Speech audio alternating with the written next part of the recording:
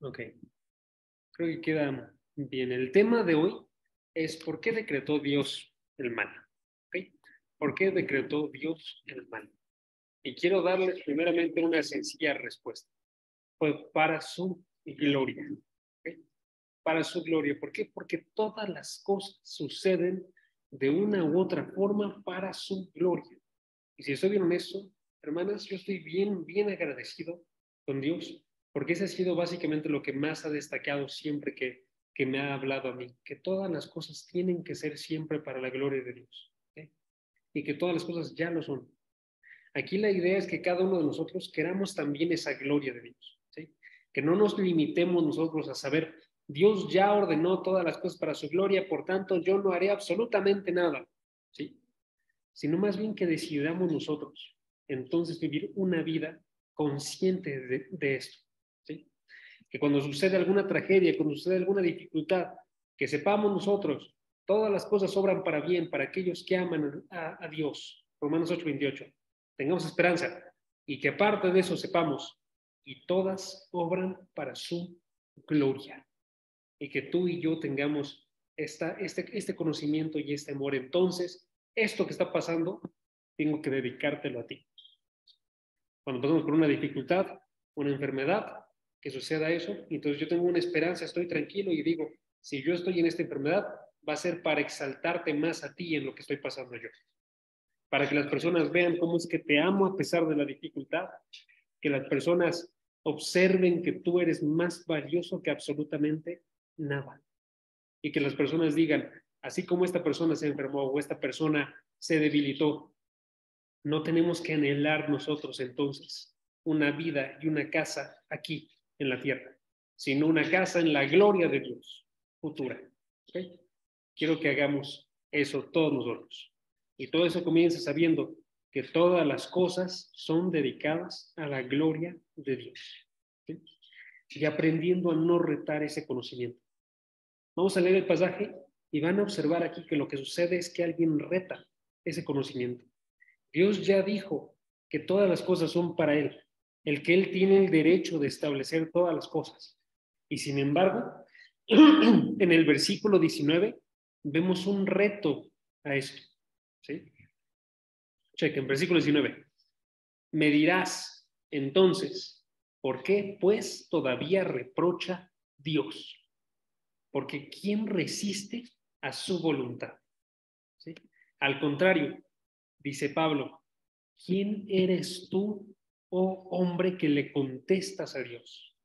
¿Dirá acaso el objeto modelado al que modela, ¿por qué me hiciste? ¿O no tiene el alfarero derecho sobre el barro de hacer de la misma masa un vaso para uso honorable y un vaso para uso ordinario? ¿Y qué si Dios, dispuesto a demostrar su ira y hacer notorio su poder, soportó con mucha paciencia a los vasos de ira preparados para destrucción? Lo hizo para dar a conocer las riquezas de su gloria sobre los vasos de misericordia que de antemano Él preparó para gloria, es decir, nosotros, a quienes también llamó, no solo de entre los judíos, sino también de entre los gentiles. Entonces, noten, aquí está surgiendo una objeción contra una visión de Dios correcta. La visión de Dios que establece todas las cosas, incluido quién se va a salvar y quién se va a perder. Y la objeción dice, versículo 19, ¿por qué pues entonces todavía reprocha Dios? En otras palabras, ¿por qué si Él decide todo en mi vida, si Él decide si yo voy a ser salvo o no voy a ser salvo, ¿por qué entonces todavía encuentra culpa conmigo? ¿Sí? ¿Por qué todavía me condena entonces? Diría esta persona. Porque esta persona es una persona incrédula que está diciendo básicamente, si yo voy a perderme, entonces Dios lo está haciendo. Entonces yo no merezco culpa. ¿Ok? Básicamente es la idea que está diciendo. Porque, continúa el versículo, ¿quién resiste su voluntad? La respuesta es nadie, nadie resiste su voluntad. ¿Sí? Todas las personas van a hacer exactamente lo que está dentro de la voluntad de Dios. ¿Sí? Y si Dios entonces endurece quien quiere y tiene el derecho de decretar quién se rebelará. Entonces dice esta persona, ¿por qué entonces todavía me reprocha a mí? ¿Ok? Ahora, noten que Pablo no responde la pregunta. Igual le podemos responder la pregunta nosotros después en algún otro momento. ¿Ok? Pero Pablo aquí no responde la pregunta. Pablo aquí se va directamente a decir de forma implícita, esta objeción es una objeción rebelde en contra de Dios.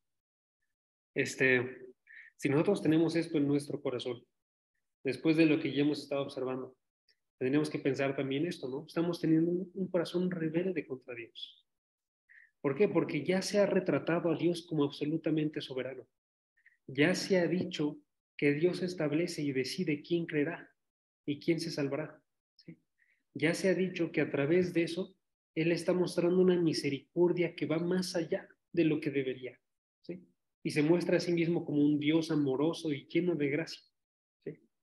Entonces, si nosotros estamos hablando y diciendo, ¿por qué entonces todavía me reprocha Dios? Estamos siendo rebeldes. Estaríamos yendo nosotros en contra de la libertad de Dios. ¿Ok? Noten eso claramente. Estaríamos yendo en contra de la libertad de Dios porque estamos diciendo, tú no puedes decidir, Dios. ¿Por qué? ¿Por qué lo estaríamos diciendo? Porque queremos establecer nuestra propia libertad. Yo soy quien tiene que decidir. ¿Sí? Entonces, estaremos yendo básicamente a favor de nosotros, en contra de Dios. ¿Ok? Entonces, lo que hace Pablo inmediatamente es que en vez de estar respondiendo a la pregunta, va y corrige a la persona que realiza esta pregunta. Y eso es lo que sucede en los siguientes versículos. Son solamente correcciones en las cuales básicamente Pablo da dos argumentos, ¿ok?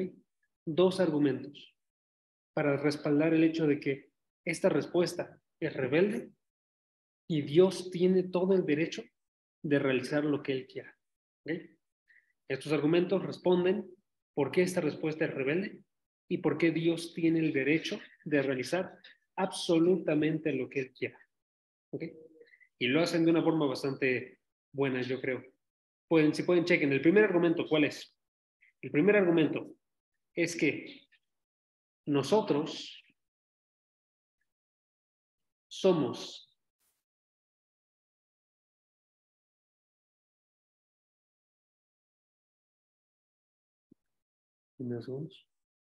barro. Nosotros somos barro y Él es el alfarero. ¿Ok? Nosotros somos barro y Él es el alfarero. Es el primer argumento que coloca Pablo. Chequen. Pablo coloca en el versículo 19, pregunta, ¿por qué pues todavía reprocha a Dios? Porque ¿quién resiste su voluntad? Y responde entonces, versículo 20, al contrario, ¿quién eres tú que le contestas a Dios? ¿Sí? ¿Dirá acaso el objeto modelado, haciendo referencia al hombre? El hombre es el objeto modelado. Le dirá al que modela, ¿por qué me hiciste así? O, versículo 21, ¿no tiene el alfarero derecho sobre el barro de hacer de la misma masa un vaso para uso honorable y otro para uso ordinario? ¿Okay? Explicamos básicamente lo que está diciendo. Versículo 21, está colocando a Dios como un alfarero. Está colocando a Dios como una persona que agarra el barro y él lo modela como él quiere. El alfarero decide para qué va a ser utilizado el barro. En este caso, el barro que coloca aquí, coloca que puede tener dos usos. Un uso es un uso honorable. Se utiliza para servir las mesas, para servir el alimento, para que pueda ser observado y colocado en una casa y adornarlo. ¿Ok? Ese es el uso honorable. Y denme 2 segundos.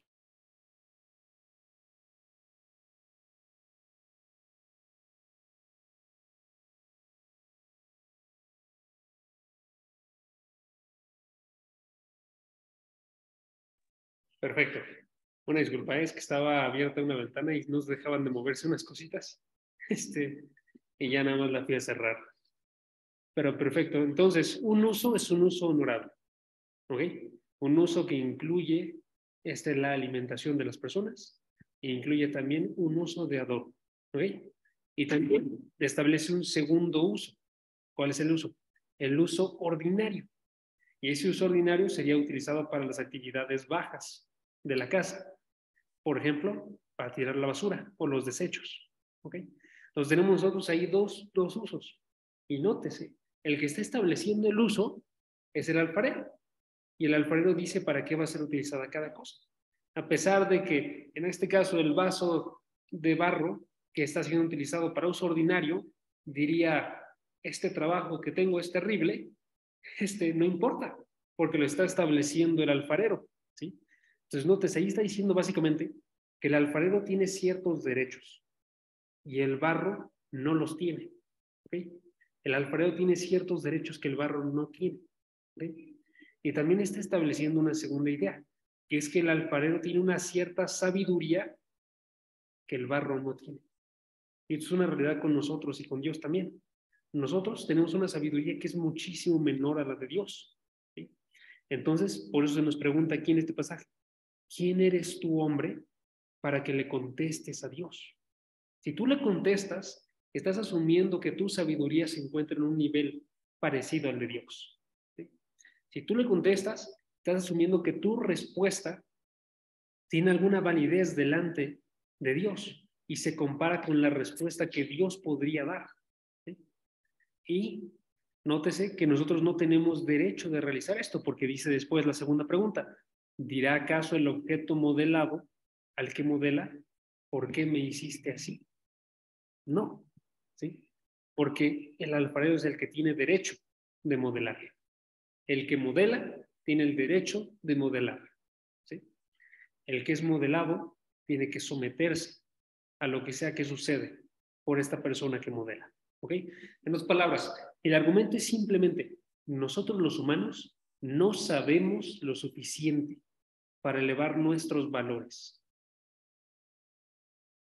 a juzgar a Dios. Nosotros, los humanos, no sabemos lo suficiente para elevar nuestros valores a juzgar a Dios. Estas preguntas usualmente surgen de un corazón que piensa que sí puede, que piensa que puede decir Dios no puede realizar estas cosas, ¿sí? Que piensa que sus valores, sus estándares, sus percepciones se comparan a las de Dios. Y quizás no lo hacen conscientemente, pero eso es lo que está sucediendo, ¿sí? Cuando yo digo, escucha mi opinión, estoy asumiendo que la opinión tiene un valor para una persona, ¿sí? Cuando nosotros decimos eso, pero ahora delante de Dios, tendríamos que decir eso, pero en relación a Dios. Son iguales a las opiniones de Dios, ¿ok? Esta persona diría, usaste la soberanía de una manera imprudente e injusta, pero eso no se puede hacer, ¿ok? Entonces ahí nos está dando una primera respuesta. Esta respuesta es rebelde porque no llega a la sabiduría de Dios, tu sabiduría o mi sabiduría, y porque tú no tienes el derecho de realizar esto, ¿ok? Ahora, hasta ahorita es pura corrección. La segunda razón, el segundo argumento, ya nos dice razones, ya está dando una respuesta, ¿sí? El segundo argumento es básicamente que Dios realiza todo esto, eso es el mal, todo el mal, para mostrar su gloria, ¿ok? Y si estoy bien honesto, eso me impactó grandemente porque yo ya sabía que era para la gloria. Entonces, si ustedes les hago una pregunta alguna vez, usualmente la respuesta siempre va a ser para la gloria de Dios, ¿sí? Les pregunto por qué hay enfermedad, para la gloria de Dios.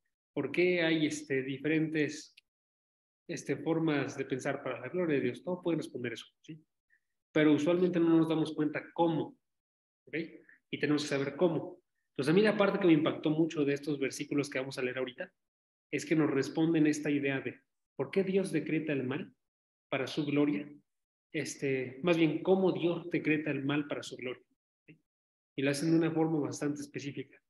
Dios decreta el mal para su gloria porque este mal muestra más plenamente la gloria de Dios. incluyendo su ira y su poder. ¿Ok? Es la primera parte de la respuesta. Porque muestra más plenamente la gloria de Dios, incluida su ira contra el pecado y su poder en el juicio. ¿Okay? Lo anoté ahí en el chat porque ya sé que está un poquito larga la oración. ¿Okay? Pero si notan, básicamente lo que está diciendo aquí nada más es, a través de decretar el mal, Dios puede juzgar con poder y puede airarse o enojarse, ¿sí?, en contra del mal, y así muestra a Dios una parte de su gloria. ¿Ok? ¿Ok? Vamos a verlo en el versículo y ya se va a hacer más claro, van a notar. Chequen, versículo 22. ¿Y qué si Dios? Y vamos a eliminar ahí el aunque. Si tienen Nueva Biblia de las Américas, porfa, tachen el aunque que está ahí, porque ese aunque es una palabra agregada por la traducción. Pero si les soy bien honesto, hace más difícil la lectura. Entonces, si pueden, eliminen ese aunque y vamos a leerlo así, sin el aunque. Dice, ¿qué si Dios, dispuesto a demostrar su ira y hacer notorio su poder, soportó con mucha paciencia los vasos de ira, preparados para destrucción? ¿Sí? Noten, está diciendo que Dios hizo, ¿qué cosa? Dos cosas. Primero, estuvo dispuesto a demostrar su ira y estuvo dispuesto a demostrar su poder. Segundo, ¿sí? Y eso lo hizo a través de soportar con mucha paciencia los vasos de ira. En las palabras, el mal. ¿Sí? Dios soporta el mal, ¿sí?, para poder demostrar su ira y hacer notorio su poder. Está diciendo este poder. ¿Sí? No, ven. ¿Ok? Y ahora terminemos de leer el versículo porque falta algo muy importante. Versículo 23. Lo hizo para dar a conocer las riquezas de su gloria sobre los vasos de misericordia que de antemano él preparó para gloria. ¿Okay? Entonces noten, este pasaje nos está diciendo tres propósitos para el mal. Está diciendo, primer propósito, para que Dios demuestre su ira. ¿Por qué? Porque cuando hay mal y Dios se enoja contra ese pecado, Dios se enoja contra esa maldad, entonces Dios demuestra su ira. ¿Ok? Primer propósito. Segundo propósito, para demostrar su poder. Porque después de que se enoja contra el mal, lo juzga. Y cuando lo juzga, él demuestra que es un Dios poderoso. ¿Sí? En el juicio se va a demostrar que Dios es un Dios poderoso. ¿Sí? Y tercer propósito, noten, versículo 23, lo hizo para dar a conocer las riquezas de su gloria. Lo hizo para dar a conocer las riquezas de su gloria. ¿Ok? Porque cuando Dios demuestra de su ira, cuando Dios demuestra de su juicio poderoso, Dios se da a conocer a sí mismo y entonces demuestra su gloria. ¿Ok? Esa es la respuesta. Esto es bien, bien importante. El punto está diciéndonos entonces, cuando Dios endurece a una persona, cuando Dios decreta que hay algo bueno y algo malo, ¿sí?, todo eso lo hace para poder Él mostrar que Él es un Dios que se aira. Él es un Dios que es poderoso para juzgar y con eso demostrar quién es Él. Y si demuestra quién es Él, entonces demuestra lo glorioso que es Él. ¿Sí? Y ahí llegamos a un punto en el cual esto se vuelve algo difícil para recibir. ¿Por qué? Porque en la cultura en la que vivimos, amigos, en la cultura en la que vivimos, no nos gusta saber que Dios es un Dios que se aira. No nos gusta saber que Dios es un Dios que es poderoso para juzgar. Y no nos gusta, incluso menos, decir que el que Dios se aire y el que Dios sea poderoso para juzgar son parte de su gloria. ¿Sí? O sea, es parte bueno que tú tienes que adorar de Dios. Pero es lo que está diciendo este pasaje. De hecho, noten que el versículo 23 nos dice que específicamente Dios está revelando todo esto para ti y para mí. ¿Okay? Noten, porque dice el versículo 23, lo hizo para dar a conocer las riquezas de su gloria sobre los vasos de misericordia. Ese eres tú y ese soy yo. O sea, Dios da a conocer las riquezas de su gloria a través de su ira, a través de su juicio, para ti y para mí, para que tú y yo le adoremos. Entonces noten ahí qué retador, porque ahí la idea entonces es, terminando el estudio y los estudios anteriores, todos tenemos que decir, estoy conociendo yo a un Dios glorioso y a ese Dios voy a adorar. ¿Sí? Es algo extremadamente grande y es muy importante. Les digo, en la cultura en la que estamos no nos gusta escuchar que Dios es un Dios que se aira. De hecho, yo he escuchado, por ejemplo, a gente decir, Dios se aira, sí, pero ese no es un atributo de él. Más bien tenemos que decir nosotros, los atributos de Dios son la bondad, son el amor, son la santidad, ¿sí? Pero no la ira. ¿Okay? Pero eso va en contra de la doctrina bíblica. Eso va en contra de este pasaje. Y eso va en contra de otros pasajes tan importantes como, por ejemplo, chequen Nahum, capítulo 1, versículo 2. Nahum, capítulo 1, versículo 2, donde Dios se describe a sí mismo. Y noten la forma en la que se describe. Se describe a sí mismo en Nahum, capítulo 1, versículo 2. Y de hecho, si quieren leerlo ustedes después, pueden llegar hasta el versículo 11 y van a observar que sigue esta descripción de Dios. Pero ahorita vamos a leer solamente el 2. Chequen. Versículo 2 dice, Dios celoso y vengador es el Señor.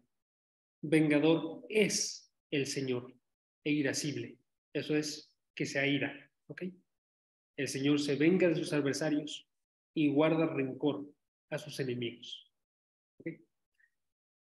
Guarda rencor a sus enemigos. Noten que el pasaje está diciendo cómo es que es Dios. Está dando varios atributos, entre los cuales está hablando acerca de la ira. De hecho, la ira es uno de los atributos que más aparece en la palabra en referencia a Dios. Se observan alrededor de 580 referencias a la ira de Dios. ¿Sí? Entonces, es un atributo muy importante. Y la cosa que sucedería con nosotros es que tenemos que decidir si vamos entonces a recibir nosotros a Dios como Él es, o si vamos a tener un Dios creado por nuestras imaginaciones. ¿Sí? Ese es el punto de todo esto. ¿Okay? El punto de este pasaje es que nosotros nos rindamos claramente y adoremos la gloria del Dios que está aquí declarado. ¿Sí? Ahora, para terminar con eso y que terminemos de entender la idea, quiero citarles un escrito de Jonathan Edwards. Jonathan Edwards, muy buen predicador. Si alguien quiere leer algo que los edifique, uno de los primeros autores que les recomendaría es Jonathan Edwards. Muy bueno. Y él escribe algo acerca de por qué es que Dios decretó el mal y el endurecimiento. ¿Sí? Y quiero que escuchen su argumento. Voy a estarlo explicando también, pero quiero que lo escuchen. ¿Sí? Y quiero que piensen al respecto de él. Porque él tenía un cerebro enorme ayudado por el Espíritu Santo para entender lo que venía en la Biblia. Entonces él observa estos pasajes y los entiende muy grandemente. Chequen lo que dice, ¿ok? Dice, Jonathan Edwards, dice, es cosa propia y excelente que resplandezca la gloria infinita. Por lo mismo, conviene que el resplandor de la gloria de Dios sea completo. ¿Ok? Conviene que su resplandor de su gloria sea completo. Es decir, que todas las partes de su gloria brillen, que cada belleza sea proporcionalmente refulgente, eso significa radiante, ¿sí? Para que el espectador pueda tener una noción adecuada de Dios. Ok, pausa y les explico lo que está diciendo hasta ahorita. Jonathan Edwards está diciendo, conviene que se vea la gloria de Dios y toda su gloria. O sea, que se vea completa. Conviene que no nos queramos nosotros solamente agarrar una parte de esa gloria, la parte del amor, por ejemplo, ¿sí? O que no nos queramos agradar solamente la parte de su justicia, sino que agarremos una versión completa de su gloria, ¿sí? ¿Por qué? Decía al final, porque si no el espectador no tendría una noción adecuada de Dios. O sea, tendría una visión de Dios que sería una visión incompleta, que sería una visión incorrecta. Y él está diciendo, conviene que se revele todas las partes de su gloria para que veamos a Dios de forma completa. ¿Okay? Continúo. Dice, así que es necesario que se manifieste la terrible majestad de Dios, su autoridad, su terrible grandeza, su justicia, su santidad. Pero esto no podía ser, a menos que el pecado y el castigo hubieran sido decretados. De modo que el resplandor de la gloria de Dios sería imperfecto, tanto porque estas partes de la gloria divina no brillarían como las otras, como también la gloria de su bondad, amor y santidad desfallecería sin ellas. Okay, lo explico. Está diciendo, conviene entonces, si vamos a tener una visión completa de Dios, que se muestre cada uno de los atributos de Dios, incluido la ira de Dios, ¿sí? Incluido su justicia, ¿sí? Y luego dice él, por esto fue decretado el mal, por esto fue decretado los endurecimientos, porque si no fueran decretado el mal y los endurecimientos, ¿de dónde saldría la ira de Dios? ¿Con qué se enojaría? Si todo está creado de forma perfecta, no había con qué airarse, y entonces no veríamos a Dios completo. Pero como Dios sí decretó el mal y decretó el endurecimiento, ahora se aira contra el pecado. Ahora puede mostrar su justicia, ¿sí? Y una última cosa que agrega él, si Dios no lo decretara, entonces no aparecería su ira. ¿Ok? Correcto, todos podemos hacer ese argumento en nuestras mentes. Pero luego dice él, pero también las partes de su gloria, que son su bondad, su amor, también desaparecerían si no hubiera decretado el mal. ¿Ok? Y ahí es donde se pone un poquito más pesada la cosa, porque ahí está diciendo, si desaparece el mal, en este caso el que fue decretado, entonces desaparecería también la oportunidad de que Dios mostrara su amor. Desaparecería la oportunidad de que Dios mostrara su bondad. ¿Sí? Desaparecería la gracia de Dios en todo esto. ¿Sí? Y quiero que piensen por qué.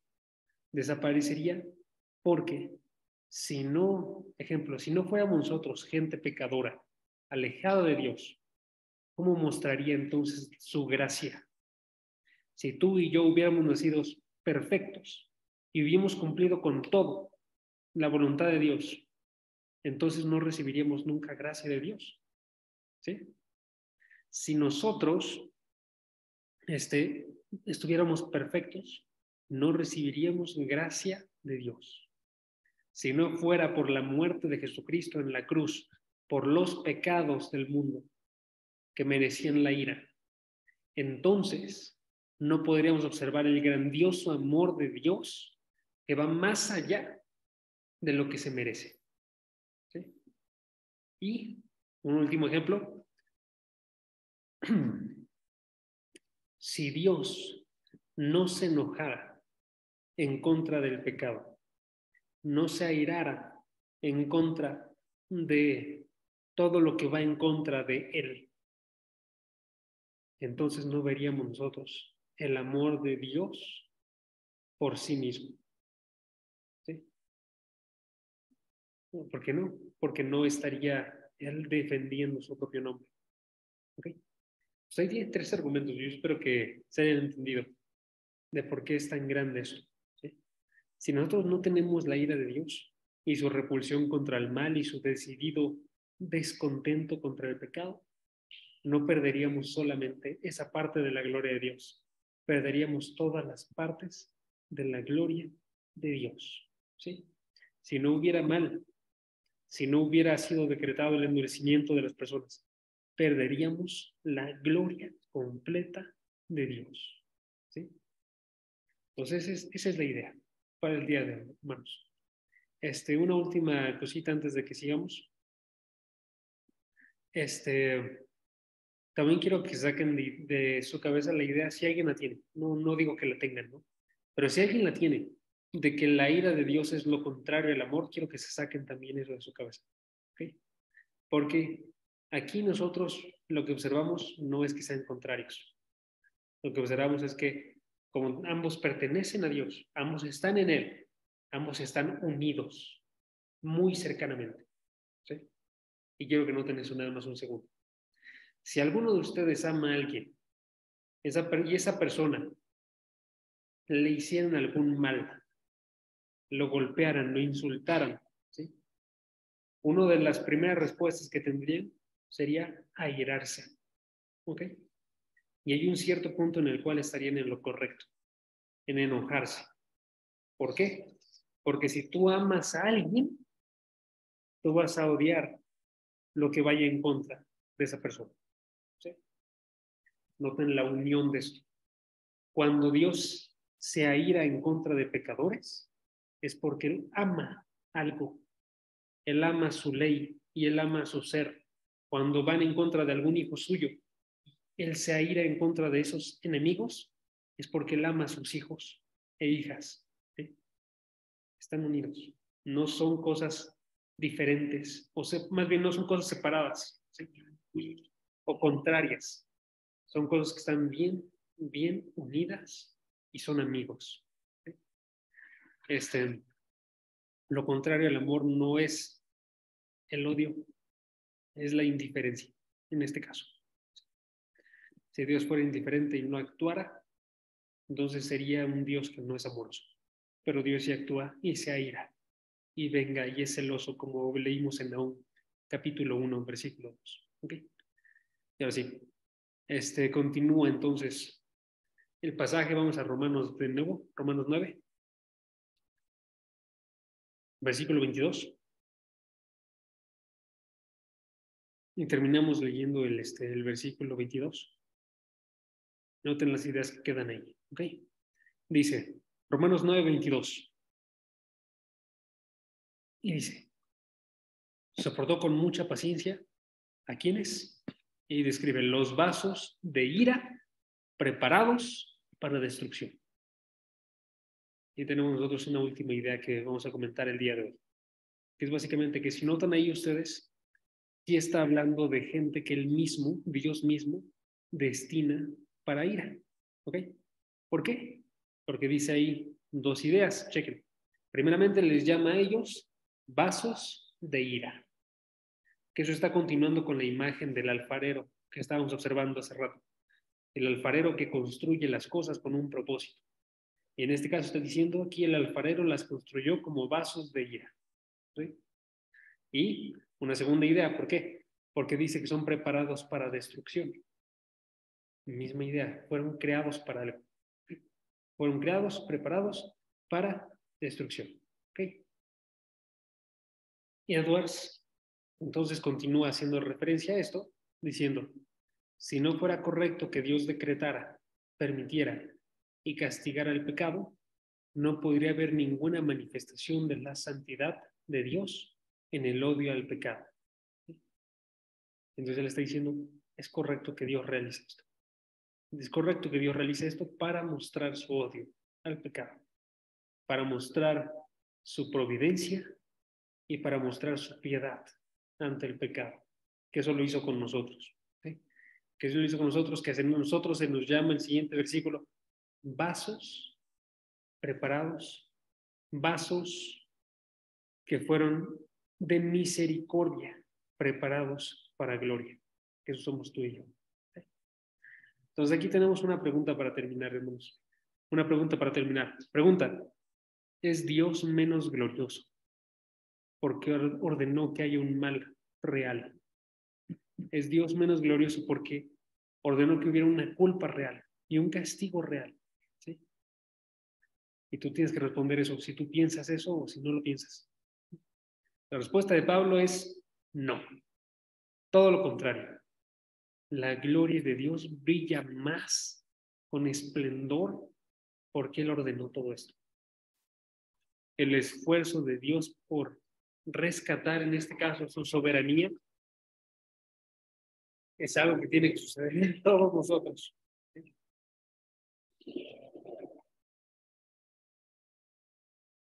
Perdón, me está pasando una moto. Okay. Y entonces tenemos que decir nosotros que la majestad de Dios y el peso de su gloria y la gracia de su Hijo, que estuvo moribundo en una cruz, que resucitó después, todas tienen que formar parte de nuestra visión de Dios y ser una visión gloriosa de Dios, la que tengamos. Pues, hermanos, vamos a orar. ¿No? ¿Me acompañan? Padre, gracias porque tú nos permites conocerte un poco más el día de hoy. Gracias porque nos permites observar que todo el mal que hay en este mundo viene de parte de tu decreto y no con un mal propósito, sino con el mejor propósito que existe, el de estarte glorificando a ti mismo, Padre. Gracias porque a pesar de que nosotros éramos malos, aún así tú nos trajiste a tus pies y tú nos permites observar tu gloria. Gracias porque todo lo que hiciste lo hiciste para mostrar esa gloria a cada uno de nosotros. Y que cuando observamos nosotros esa maldad y observamos tu juicio o tu ira, cuando observamos a tu Hijo Jesucristo en la cruz, recibiéndola por cada uno de nosotros, estamos observando nosotros una gloria que fue preparada para cada uno de nosotros. Ayúdanos a que no seamos cristianos que ignoren la palabra, que no seamos cristianos que van en contra de una visión completa de ti, sino más bien que la aceptemos con todas las partes que tiene, Padre, y que podamos rendirnos por completo a tu voluntad. Y si tenemos alguna dificultad para recibirte así, Padre, que oremos el día de hoy y que tu Espíritu Santo obre en nosotros para que seamos transformados y veamos nosotros qué tan hermoso y glorioso eres. Que lo veamos así como Jonathan Edwards, que lo veamos como todos los santos que han vivido en esta iglesia que tú creaste, Padre, y que el día de hoy te pueden observar con aún más fuerza ya delante de tu presencia. Te damos las gracias por todo, Padre. En el nombre de Jesús. Amén.